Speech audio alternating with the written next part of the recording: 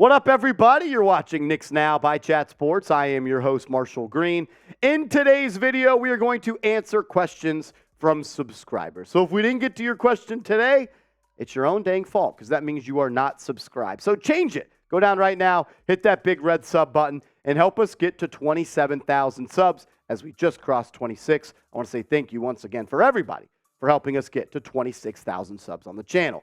First question coming in from Trey Miles. What up, Trey? $5 super chat. He says, we instantly become a defensive problem if we got OG. Love RJ, but he ain't OG. I think you're right. And it would stink to see RJ go, because I think RJ is going to have a long, successful career.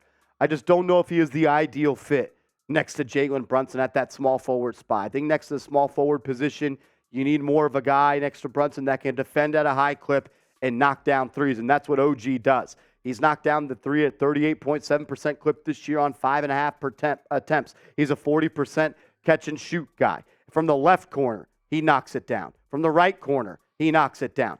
47% from the left corner, 43% from the right corner. And like you said, defensively, 241 deflections. Third most in the NBA. And he led the NBA in steals. So you're first in steals, you're third in deflections. You are a menace. You are a menace on the defensive end. The Knicks would get better if they added OG Anunoby, who is only 25 years old. To the moon with a question says, would you rather the Knicks trade for Paul George or Kawhi Leonard? That is a tough question. I'm worried about both of those guys and their durability. I mean, it's no secret that these guys have both missed a lot of time over the past couple of years. I think both of them have not played in more than 60 games in their careers with the Los Angeles Clippers. But they are talented players, no doubt about it. But there's a risk involved with both of them. I'm a little bit more concerned about Kawhi Leonard, and if he's a guy that's ever going to get it together when it comes to staying healthy. It stinks. It's not fair. And just because you're hurt one year doesn't mean you're going to be hurt the next year, but it seems like hurt people stay hurt. I can't decide, so I want to hear from you. Which one of these guys would you rather see the Knicks trade for? Is it Kawhi Leonard? Is it Paul George? Type KL for Kawhi Leonard. Type PG for Paul George. Let me know what you think down below. Harry, what up, Harry P? He says, what's the move with Trevor Keels and Rokas Jakabitis? I'm so over the Rokas Jakabitis stuff. Like, he's not playing in the Summer League again. I'm giving up on that. I think it's a little funny that Knicks fans continue to harp over at Rokas. Is he a good player? Sure. He's talented, no doubt about it. But I'm good on Rokas. Trevor Keels, he's going to be playing in the Summer League this upcoming month. The Knicks announced their Summer League team. No Jacob Toppin, as he is dealing with an injury. It's one of the least interesting Summer League teams the Knicks have had. And that's what happens when you don't pick a player in the first round in 2021 and you don't pick a player in the first round. You don't pick a player in the first round in 2022 or 2023. I'm going to keep my eyes closely on Trevor Keels and see what he can do as kind of the lead dog in Summer League. Second-round pick, former five-star commit going to Duke. I'm interested to see what he can bring to the Summer League Knicks. Fabian Williams, what's up, Brody? He says, what do you think of Frank Kaminsky as a backup four? He's cheaper and a good three-point shooter. I wouldn't mind Frank Kaminsky get a little bit of an outside shooter from three. It's going to be a vet min signing, and that kind of falls into where Frank Kaminsky falls at this point in his NBA career. There's some other guys I would like to see the Knicks go after for that veteran minimum deal. Maybe a guy like Trendon Watford. We talked about on Obi Toppin replacements yesterday. Maybe a Markieff Morris. But if Kaminsky is available and he wants to go play for the vet min and be a backup four that plays 60 games this year and 8 to 10 minutes, I don't hate it. I don't hate it, but I don't think the big need is a backup power forward right now. Dervarshi, what up? I haven't seen you in a while. It says, is it possible to get a better small forward or someone like James Harden by which we become a better team? Love whatever you do, Marsh. Appreciate you, DG. Is it possible to get a better small forward? Yeah, we talked about OG Anunoby earlier in the block. I think you'd have to give up RJ. I'd rather trade RJ than Emmanuel Quickly in a OG Anunoby trade. And when it comes to James Harden, we had Adrian Wojnarowski say the Knicks were linked to Harden. We had Brian Windhorst say he thinks that the price is right, the Knicks would strike. I would stay away from Harden, though. I'm not all that interested. Not a defender, on the wrong side of 33. Not a good playoff player at this point in his career. And I just worry about the defensive backcourt with him and Jalen Brunson. But yeah, you can upgrade from the small forward spot, but it's going to cost you RJ Barrett or Quentin Grimes or Emmanuel Quickly. So yeah, that's the way you would do it. You would have to include someone in your starting lineup already. Who do you want him to trade for? My man Devarshi just talked about trading for a better small forward. Is there a small forward you want the Knicks to trade for? Comment down below a player's name that you want to see the Knicks trade for.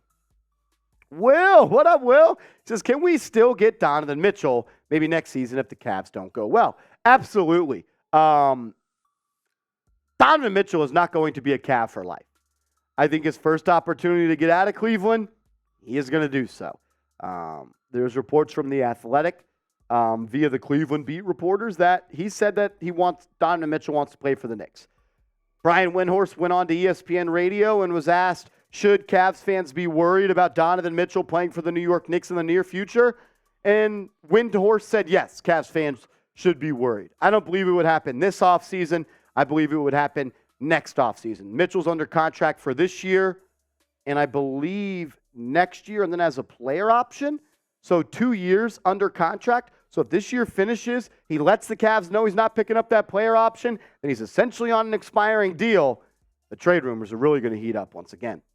I am Jules. What up, bro? He says, how about Myles Turner? I like Myles Turner, man. Not quite the rebounder that Mitchell Robinson is. Not quite the defender when it comes to switching on to pick and rolls. But he's just as good, if not better, of a shot blocker as Mitchell Robinson. They both have some injury history to them. But I just think a center that could stretch the floor, run a pick and pop game with Jalen Brunson could make a lot of sense. More space for RJ, more space for Julius, more space for players that want to get downhill like Josh Hart. More space, I think, could help. And having a center that can knock down threes is always going to help you out in the long run. Not long end. That was weird. We got more questions to get to coming up in a second.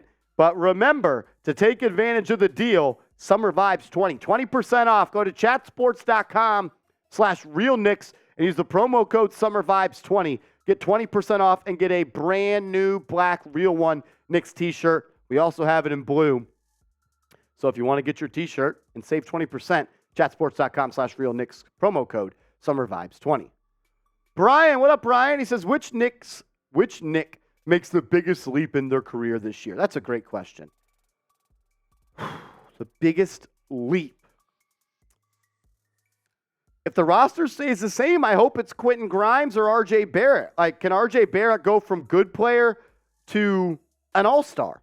Can Quentin Grimes kind of make a Desmond Bane type of leap where he made from going in from year 1 to year 2? I know Grimes has been in the league 2 years, but can Grimes become one of the best 3-and-D players in the NBA? That would be huge for this current Knicks team. I'm going with Grimes. I think Grimes is going to have a really good year this year. I think he's going to get a lot of open looks, and he's going to kind of cement himself as one of the best young 3-and-D wing players in the NBA. Alan, what up, Alan? Why can Suns have 4 max players and the Knicks none, but maxed out? Beal makes as much as both Randle and Brunson combined. Add KD, Booker, and Ayton. Well, you're paying Mitchell Robinson $15 million per year.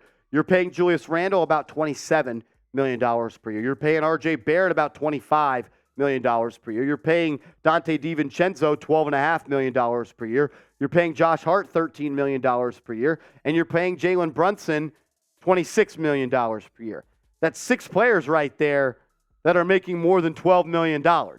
I know they're not super maxed out, but they are capped out, and they are so far into the luxury tax at this point. The Knicks are just above the hard cap.